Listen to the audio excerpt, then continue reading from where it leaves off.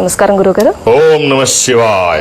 ఓం నమ శివాయ గురుగారు. మరి ఈ రోజు కార్యక్రమాన్ని చిన్న కథ ఎప్పటిలాగే ఈ సోమవారం నాడు ఒక అరుదైన రుద్రాక్ష ఉంటుంది. చిన్న కథ చెప్పుకొని ఎప్పటిలాగే కార్యక్రమంలోకి వెళ్దాం. మహాభారతానికి సంబంధించిన ఒక కథ.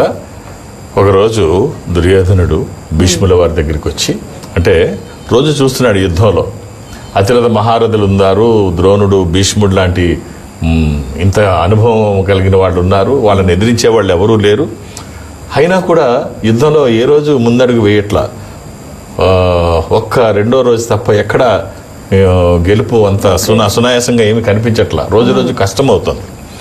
ఇంత సైన్యం ఉంది, ఇంత బలమైన వాళ్ళు ఉన్నారు, కురువృద్ధులు ఉన్నారు, ఏమిటని చెప్పి వీళ్ళు సరిగ్గా చేయట్లేదు. ఏదో పాండవ పక్షపాతంతో మన వైపు ఉండి మన తిండి అటు పాడుతున్నారు అని చెప్పి అదే కోపంతో వెళ్ళి దుర్యోధనుడు భీష్ముడి దగ్గరికి వెళ్ళి, తాత మీ పాండవ పక్షపాతం పోలేదు, ఇటు పక్షం ఉంటూ మీరు వాళ్ళకు అనుకూలంగా యుద్ధం చేస్తున్నారు, లేకపోతే మీ చేతిలో పాండవులు ఎంత, వాళ్ళకున్న సైన్యం ఎంత, వాళ్ళ వైపు ఉన్న యోధులు ఎంత, అసలు మీ ఒక్కళ్ళ ముందు నిలబడే వాళ్ళు ఎవరైనా ఉన్నారా అని నిలదీసేసరికి భీష్ముడికి కోపం వస్తుంది.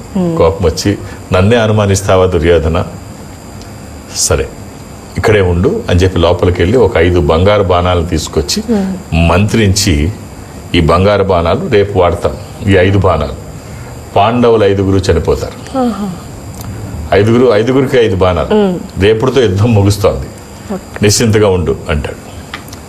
సరే అప్పుడు దుర్యోధన చూస్తాడు, ఈ 5 బాణాలు అంత బలమైనవి అంటున్నాడు, ఎవడన్నా పట్టుకుపోతే రేపు పొద్దునకుండవు, నా దగ్గర వచ్చేంత సీన్ ఎవరికి లేదు, ఇది తీసుకెళ్లి నా దగ్గరే దాస్తే రేపు పొద్దునకి ఇవ్వచ్చు, ఏమో వీళ్ళ మనసు కూడా మారొచ్చు, ఈ లోపు ఏదో పాండవ పక్షపాతం వీళ్ళకి ఏడిసింది కాబట్టి మళ్ళీ దీన్ని ఏమన్నా మార్పులు చేర్పులు చేయొచ్చు, అదేదో తీసుకెళ్లిపోయి రేపు పొద్దున యుద్ధానికి ముందిస్తే సరిపోతుంది కదా, గొడవ ఉండదు అనుకుంటాడు. ఎంత శక్తి, ఎప్పుడు యుద్ధం అయిపోయేంత శక్తివంతమైన బాణాలు అని చెప్పేసి, తాత అలాగే ఇవి నాకు ఇచ్చేయి, రేపు పొద్దున యుద్ధానికి ముందు నీకు అందజేస్తాను, అప్పుడు వేసే మొత్తం 5 పోతే యుద్ధమే లేదు, పాండవులు లేకపోతే యుద్ధమే ఉంటుంది, ఒక్కళ్ళు లేకపోయినా ఉండదు, అర్జునుడు ఒక్కళ్ళు లేకపోయినా 5 లేకపోతే యుద్ధమే ఉంటుంది, రేపు పొద్దున వేసే 5 మంది నేను ఇచ్చేస్తానంటాడు. సరే ఏం చేస్తాడు, అనుమానిస్తున్నాడు, తాతను కాదని లేక ఇచ్చేస్తాడు బాణాలు, దుర్యోధనుడికి ఇచ్చేస్తాడు, దుర్యోధన తీసుకొని వెళ్తాడు. మామూలుగా ఇక్కడ జరిగినట్టే చర్చలు అక్కడ వాళ్ళ కుటీరంలో కూడా జరుగుతుంటాయి, ఇక్కడ పాండవుల దాకా. మరి వాళ్ళు చర్చలు కూడా పొద్దున మళ్ళీ యుద్ధానికి మళ్ళీ అన్ని సన్నిధం అవ్వాలంటే ఏం చేయాలని వాళ్ళ టెంట్లో వాళ్ళు ప్రణాళిక వేసుకునేటప్పుడు కృష్ణుడు అన్నీ తెలిసిన ఆయన కదా, ఆయనకు సర్వం తెలుసు, ఇక్కడ ఏం జరిగిందో ఆయన ఊహించగలడు, ఆయన దూరదృష్టి చూడగలడు. ఇలా జరిగింది, 5 బాణాలు ఏర్పాటు చేశాడు. అప్పుడు అంటాడు, అర్జున నువ్వు రేపు పొద్దున్నే యుద్ధం ప్రారంభానికి ముందు తెల్లవారుజామును నువ్వు బ్రష్ చేసుకొని వెళ్ళిపో, ఎక్కడికి, దుర్యోధనుడి దగ్గరికి వెళ్ళి అప్పుడు నాకు వరం ఇచ్చావు కదా, అంటే అరణ్యవాసంలో పాండవులు ఉన్నప్పుడు దుర్యోధనుడు సోదరుల్ని తీసుకొని అరణ్యవాసం వీళ్ళు ఏం చేస్తున్నారు చూడడానికి వస్తాడు. వెళ్ళినప్పుడు విడిది తీరేటప్పుడు ఒక చెరువు ఉంటుంది, అక్కడ నది, దాని పక్కన వీళ్ళు కుటీరం వేసుకొని పాండవులు ఉంటే ఇంకో పక్కన ఒక చిన్న టెంట్ లాగా వేసుకొని ఆ రోజుకి వాళ్ళు అక్కడ ఉంటారు. దుర్యోధనుడు అందులో స్నానం చేయడానికి, ఆ చెరువులో స్నానం చేయడానికి దిగుతాడు. అది గంధర్వులది. అది ఎప్పుడైతే వితౌట్ పర్మిషన్ దిగాడో వాళ్ళు పట్టి బంధిస్తారు. దుర్యోధనుడిని బంధించినప్పుడు ఎంతైనా పరాయి వాళ్ళు బంధించారు, సోదరుడు కదా ధర్మరాజు చెబితే అర్జునుడు వెళ్ళి గంధర్వులతో యుద్ధం చేసి దుర్యోధనుని విడిపిస్తాడు. అప్పుడు ఇదే భావం ఫీల్ అయినటువంటి దుర్యోధనుడు ఏం చెప్పాలో తెలియక, నాకు సాయం చేసావు కాబట్టి నీ రుణం నేను ఉంచుకోను, నీకేం కావాలి అని అడుగుతాడు. సరే ఇప్పుడు అవసరం లేదులే, నాకు అవసరం, ఇప్పుడు నాకేం అవసరం ఉంటుంది, అవసరం వచ్చినప్పుడు ఖచ్చితంగా నేను అడుగుతాను, అప్పుడు తీర్చు అని చెప్తాను. అలాగే అంటాడు. ఇప్పుడు గుర్తు చేస్తాడు, ఆయన ఎప్పుడు గుర్తు చేయాలో తెలుసు కదా కృష్ణుడికి, ఇప్పుడు గుర్తు చేస్తాడు, అర్జున వెళ్ళి ఇప్పుడు అడుగు, ఆ రోజు నీకు ఇచ్చిన మాట ఇప్పుడు నిలబెట్టుకోమని చెప్పు, ఇప్పుడు ఏమడుగుతావు, ఆ 5 బాణాలు నీకు ఇచ్చేయమని చెప్పు అంటాడు.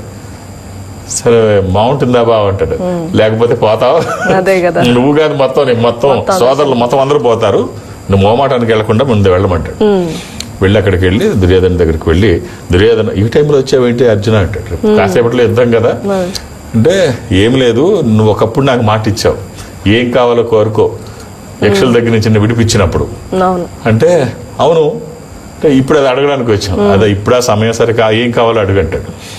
ఏం కావాలంటే నీ చేతిలో ఉన్న 5 బాణాలు అసలు ఊహించడు కదా 5 బాణాలు రాత్రి తను తీసుకున్నట్టు పొద్దున్నే అవి తనకి ఇస్తారని మాట ఇచ్చిన ఇవన్నీ ఏం ఊహించడు కదా ఎలా తెలుస్తుంది తెలియడానికి ఛాన్సే లేదు ఆశ్చర్యపోతాడు సరే ఏం చేస్తాడు ఇవ్వాల్సిందే ఇప్పుడు ఒక క్షత్రియుడిగా పుట్టిన తర్వాత ఇవ్వను అని అనలేడు కదా మాట ఇచ్చాడు నీకు ఏం కావాలో కోరుకోమని అవసరమైనప్పుడు అడుగుతానన్నాడు ఇప్పుడు వచ్చాడు ఇచ్చి తీరాలి ఇచ్చేస్తాడు ఇచ్చి తనమే అనుకుంటాడంటే ఏముందిలే ముసలాయన దగ్గర ఇంకో 5 తీసుకోవచ్చు మంత్రించడమే కదా అనుకున్నాడు ఇచ్చేసి మళ్ళీ అక్కడికి వెళ్ళి తాత అవి లేవు మళ్ళీ ఇంకో 5 బాణాలు ఇవ్వంటాడు రాత్రి నా దగ్గర ఉంచితే సరిపోయేది నువ్వు తీసుకెళ్ళావు అది మళ్ళీ పునర్నిర్మించడానికి సాధ్యం కాదు మళ్ళీ మంత్రించడానికి కాబట్టి ఇది ఇంతే అంటాడు సో కాబట్టి అత్యాశ ఇలాగే ఉంటుంది పెద్దలను అగౌరవపరిచిన ఇలాగే ఉంటుంది వాళ్ళు గౌరవిస్తే ఇది నెరవేరుతుంది భీష్ముడు అంతటి వాడిని అవమానిస్తే ఏమవుతుంది ఇలాగే ఉంటుంది